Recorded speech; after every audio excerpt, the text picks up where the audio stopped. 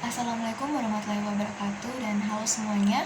Perkenalkan, nama saya Nova Hileri Friskila dengan NIM A121-23149. Saya dari kelas D Pendidikan Bahasa Inggris semester 3.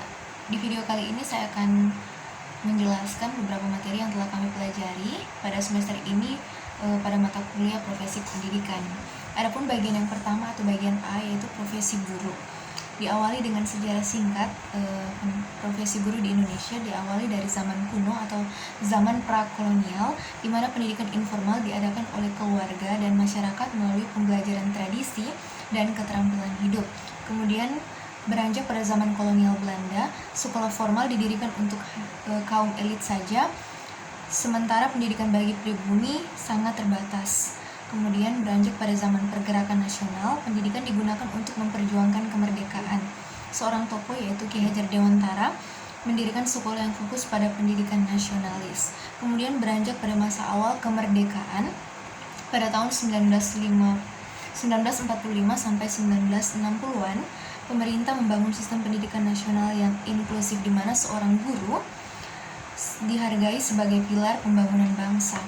Kemudian yang berikutnya itu masa Orde Baru 1966 sampai 1998, di mana sistem pendidikan berkembang dengan penekanan pada Pancasila dan stabilitas. Kemudian yang terakhir yaitu era reformasi tahun 1998 hingga sekarang, fokus pendidikan beralih ke inklusivitas dan demokrasi. Poin yang berikutnya itu tugas dan fungsi seorang guru. Adapun tugas seorang guru yaitu mengajar materi sesuai dengan kurikulum, mendidik karakter dan moral siswa, melatih keterampilan praktis, dan juga membimbing dan mengevaluasi perkembangan siswa. Adapun fungsi seorang guru yaitu sebagai fasilitator pembelajaran, sebagai motivator, sebagai teladan moral, sebagai agen perubahan, serta sebagai penjaga nilai budaya dan etika. Kemudian yang berikutnya yaitu kompetensi guru profesional. Yang pertama itu kompetensi pedagogik. Ini seorang guru memahami siswa, merancang dan mengevaluasi pembelajaran. Kemudian yang berikutnya kompetensi profesional, di mana seorang guru harus menguasai materi pelajaran dan perkembangan ilmu. Kemudian yang berikutnya yaitu kompetensi kepribadian. Guru harus berintegritas, jujur, sabar, dan juga dapat menjadi teladan bagi siswa-siswanya. Kemudian yang terakhir itu kompetensi sosial, berkomunikasi baik dengan siswa, rekan, orang tua siswa maupun masyarakat. Kemudian yang poin berikutnya itu tantangan guru, di mana tantangan guru ini yaitu teknologi pembelajaran, karakteristik siswa yang beragam, dan juga beban administratif yang tinggi, serta sarana dan prasarana yang kurang memadai, dan kesejahteraan guru atau gaji seorang guru. Kemudian kita beranjak pada poin yang B, yaitu komponen sistem pendidikan guru profesional. Yang pertama ada kurikulum. Kurikulum ini mencakup rencana dan struktur pembelajaran yang dirancang untuk mengembangkan kompetensi guru profesional. Yang kedua itu proses pembelajaran. Proses pembelajaran ini melibatkan metodologi, strategi, meliputi praktek mengajar, studi kasus, dan juga pembelajaran berbasis masalah. Kemudian yang berikutnya sarana dan prasarana. Sarana dan prasarana ini mencakup fasilitas seperti ruang kelas, perpustakaan, laboratorium, dan teknologi pembelajaran. Kemudian yang terakhir ada evaluasi. Evaluasi ini digunakan untuk menilai keberhasilan pembelajaran dan kompetensi dari seorang guru. Kemudian bagian yang C, ada model-model pre-service pendidikan guru. Ada dua, yaitu model konkuren dan juga model konsekutif. Model konkuren ini pendidikan akademik dan pelatihan profesional dilakukan secara bersamaan. Contohnya seperti mahasiswa pendidikan sarjana mahasiswa program S1 Pendidikan Bahasa Inggris di universitas langsung mempelajari teori bahasa Inggris sekaligus metode pengajaran dan praktik mengajar atau micro-teaching selama perkuliahan. Sedangkan model konsekutif, pendidikan akademik diselesaikan terlebih dahulu, kemudian dilanjutkan pelatihan profesional. Contohnya seperti lulusan S1 Matematika mengikuti program profesi guru atau PPG untuk mendapatkan pelatihan pedagogik dan sertifikasi mengajar setelah menyelesaikan studi di bidang akademiknya. Kemudian bagian yang D, yaitu model-model in-service pendidikan guru dalam pengembangan kompetensi menuju profesionalisme. ada in-service dan upgrading. In-service ini adalah program pengembangan profesional yang ditujukan untuk guru yang sudah aktif mengajar.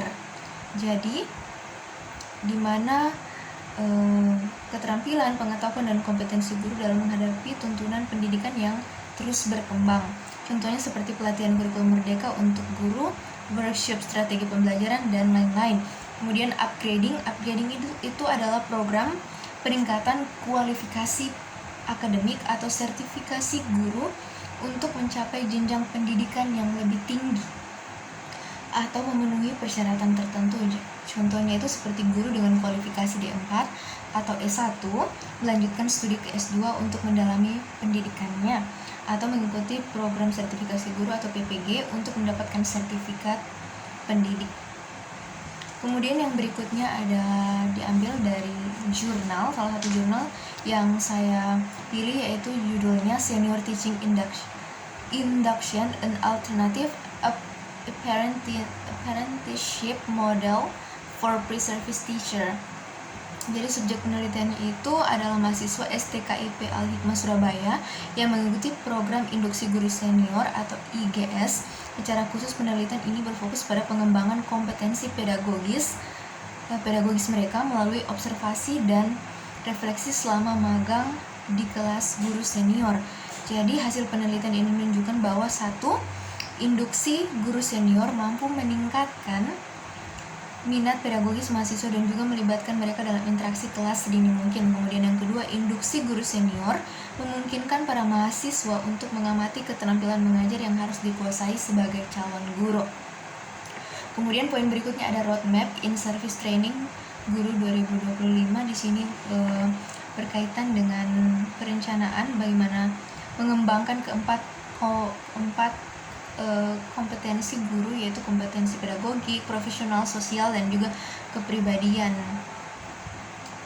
Dan di situ kita merancang bagaimana membuat suatu workshop atau seminar yang dimana kompetensi pedagogik itu dengan judul seminar yaitu strategi pembelajaran kolaboratif di kelas dengan teknologi, serta untuk kompetensi profesional, peningkatan kompetensi profesional melalui penelitian tindak kelas atau PTK, dan kompetensi sosial meningkatkan komunikasi dengan orang tua dan masyarakat dalam era digital. Kemudian kompetensi kepribadian yaitu dengan judul seminar yaitu mengelola stres dan menjaga motivasi diri dalam pekerjaan guru.